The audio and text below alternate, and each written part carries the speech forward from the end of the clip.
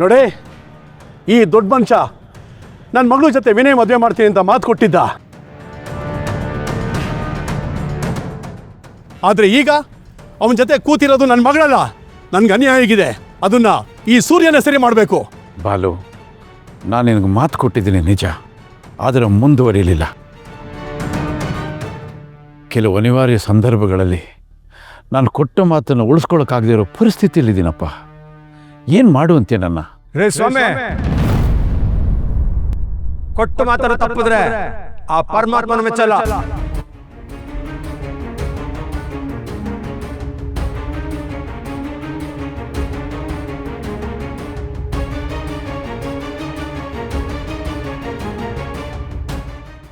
ನೀನು ನಾನು ಹೇಳಿದ ಜಾಗಕ್ಕೆ ಟೈಮ್ಗೆ ಬಂದು ಮದುವೆ ನಿಲ್ಲಿಸು.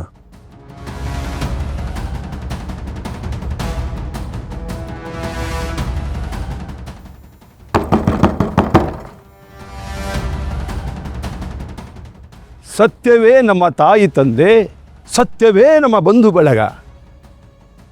ಸತ್ಯವಾಕ್ಯಕ್ಕೆ ತಪ್ಪಿ ನಡೆದರೆ ಮೆಚ್ಚನ ಪರಮಾತ್ಮನು. ಅಲ್ಲ, ಯಾ ದೊಡ್ಡ ಮನುಷ್ಯ ಒಂದು ಕಡೆ ಮದುವೆ ಕುದುರಿಸಿ ಇನ್ನೊಂದು ಕಡೆ ಮದುವೆ ಮಾಡ್ತಿದ್ಯಲ್ಲ, ನಿನ್ನೆ ಎರಡೆರಡು ನಾಲ್ಗೆನಾ?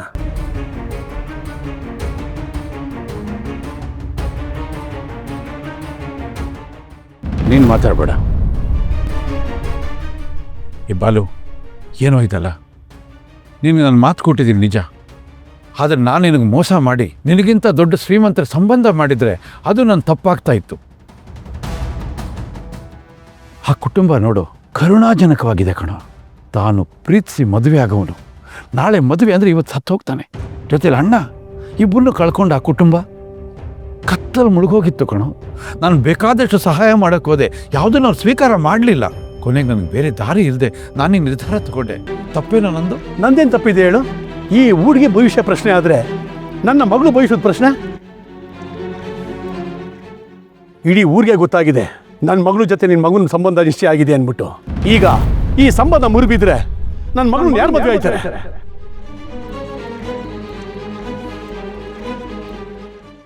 ಅಲ್ಲ ರೀ ಯಜಮಾನ್ರೆ, ಒಂದು ಕಣ್ಣಿಗೆ ಸುಣ್ಣ ಇನ್ನೊಂದು ಕಣ್ಣಿಗೆ ಬೆಣ್ಣೆ, ಹೀಗೆಲ್ಲ ಮಾಡ್ಬೋದೇನ್ರಿ? ಸರಿನಪ್ಪ, ಅವ್ರ ಮೇಲೆ ಒಂದು ಸಾವಾಗಿದೆ, ಅದಕ್ಕೆ ನಿನಗೆ ಅನುಕಂಪ ಇದೆ, ಅದನ್ನೇ ಆಧಾರವಾಗಿ ಇಟ್ಕೊಂಡು ಈ ಮದುವೆಗೆ ಒಪ್ಕೊಂಡಿದ್ಯಾ ಅಂತಂದ್ರೆ ನಾನು ಸಾಯ್ತೀನಿ. ಅದು ಇಲ್ಲೇ ಈ ಮಂಟಪದಲ್ಲಿ ಬೆಂಕಿ ಹಚ್ಕೊಂಡು ಸಾಯ್ತೀನಿ.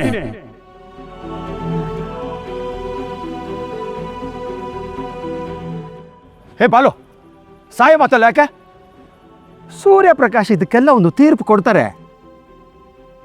ನೀನು ಸುಮ್ಮನೆ ಇರೋ. ರೀ ಯಜಮಾನ್ರೆ, ಹೇಳ್ರಿ ಏನು ಮಾಡೋದೀಗ? ಬಾಲು, ದಯವಿಟ್ಟು ನನ್ನ ಕ್ಷಮಿಸ್ಬಿಡು. ಸ್ನೇಹಿತ ಅನ್ನೋ ಸಲಿಗೆಯಲ್ಲಿ ನೀನನ್ನು ಅರ್ಥ ಮಾಡ್ಕೋತೀಯ ಅನ್ನೋ ನಂಬಿಕೆ ನನಗಿದೆ. ಸುಮ್ಮನೆ ರಾಧಾಂತ ಮಾಡಬೇಡ. ದ್ವೇಷ, ಕೋಪ, ಅಸೂಯೆಯಿಂದ ಕಟ್ಟಿದ ಮನೆ ಗಟ್ಟಿಯಾಗಿ ನಿಲ್ಲುತ್ತೇನೋ ಬಾಲು? ಕರೆಕ್ಟಪ್ಪ, ನಿನ್ನಿಂದ ಹೋಗಿರೋ ಮರ್ಯಾದೆನೂ ಅಷ್ಟೇ ಗಟ್ಟಿಯಾಗಿ ನಿಂತಿದೆ. ಅದು ತಿಳಿಯಾಗಬೇಕು. ಅದು ತಿಳಿಯಾಗಬೇಕು ಅಂದರೆ ನಿನ್ನ ಕ್ಷಮೆ ಕೇಳಬೇಕು. ಆಯಿತು. ಹಲೋ, ನೀವು ಸೂರ್ಯಪ್ರಕಾಶು, ಬರೀ ಕೈ ಮುಗಿದ್ರೆ ಆಗಲ್ಲ, ಕಾಲು ಬಿದ್ದು ಕ್ಷಮೆ ಕೇಳಿ.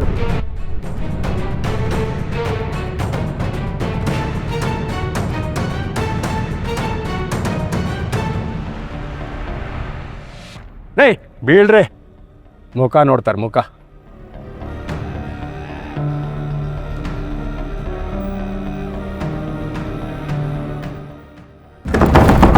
ಹಲೋ, ಬಾಗಿಲು ತೆಗೀರೆ, ಬಾಗಿಲು ತೆಗೀರೆ. ಹಲೋ, ಯಾರು? ರುಕು, ಬಾಗಿಲು ತೆಗಿ.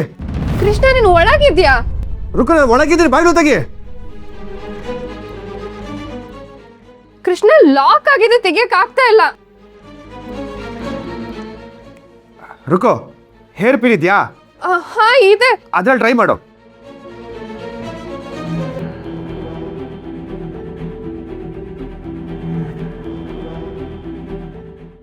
ಆಯ್ತಾ?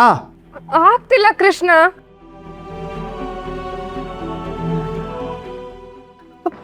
ಯಾರು ಲಾಕ್ ಮಾಡಿದ್ದು? ನನಗೆ ಗೊತ್ತಿಲ್ಲ. ಯಾರೋ ಬೇಕು ಅಂತ ಮಾಡಿರ್ತಾರೆ. ಕೃಷ್ಣ, ಅವನು ಬಂದಿದ್ದಾನೆ, ಮದ್ವೆ ನಿಲ್ಲಿಸ್ಬಿಡ್ತಾಳೆ. ಅಣ್ಣ ನಿಂತ್ಕೋ.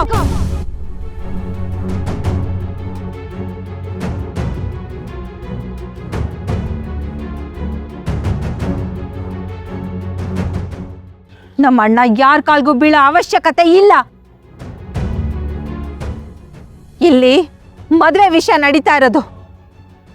ಆಗಲ್ಲ, ಕ್ಷಮೆ ಕೇಳಲ್ಲ.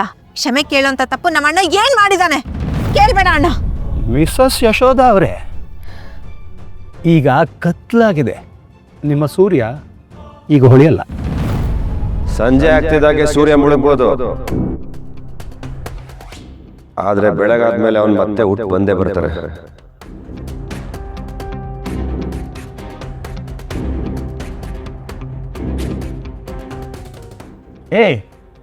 ನಿನಗೆ ಈ ವಿಚಾರದಲ್ಲಿ ಮಾತಾಡೋ ಅಧಿಕಾರನೇ ಇಲ್ಲ. ಯಾಕೆ ಹೇಳು? ನಿಮ್ಮ ಮನೆಯವರೇ ನಿನ್ನನ್ನು ಮಗ ಅಂತ ಒಪ್ಕೊಂಡಿಲ್ಲ. ಮಗ ಅನ್ಸ್ಕೊಳ್ಳೋದಕ್ಕೆ ಮನೆಯಿಂದನೇ ಆಗ್ಬೇಕಾಗಿಲ್ಲ, ರಕ್ತ ಹಂಚ್ಕೊಂಡು ಹುಟ್ಟಿದ್ದೀನಿ. ಅವ್ರಿಗೇನಾರ ಅವಮಾನ ಆದರೆ ನನಗೆ ರಕ್ತ ಕುದಿಯುತ್ತೆ. ರಕ್ತ ಕುದಿಯೋಕ್ಕೆ ಸ್ಟಾರ್ಟ್ ಮಾಡಿದ್ರೆ ಬಾಯಿ ಮುಚ್ಕೊಂಡಿರ್ಬೇಕು.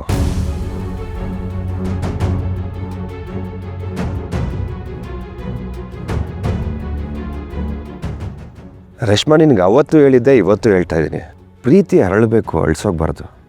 ಇವತ್ತು ನೀನು ಹೇಗಾದರೂ ಮಾಡಿ ಅವನು ನಾನು ನಿನ್ನ ಮದುವೆ ಆಗ್ಬೋದು. ನಾಳೆ ದಿನ ಅವನ ಪ್ರೀತಿ ನಿನಗೆ ಸಿಗುತ್ತಾ?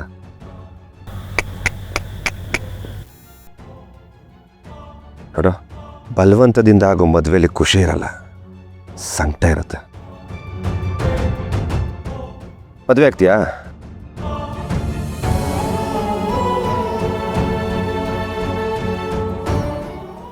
ಇವತ್ತು ನಮ್ಮ ಅಪ್ಪನ ಕೈಲಿ ಎಕ್ಕಡದಲ್ಲಿ ತಿಂದು ಪರವಾಗಿಲ್ಲ, ನಾನು ನಿಂತು ನಿಮ್ಗೆ ಮದುವೆ ಮಾಡಿಸ್ತೀನಿ. ಡಿಸೈಡ್ ಮಾಡು.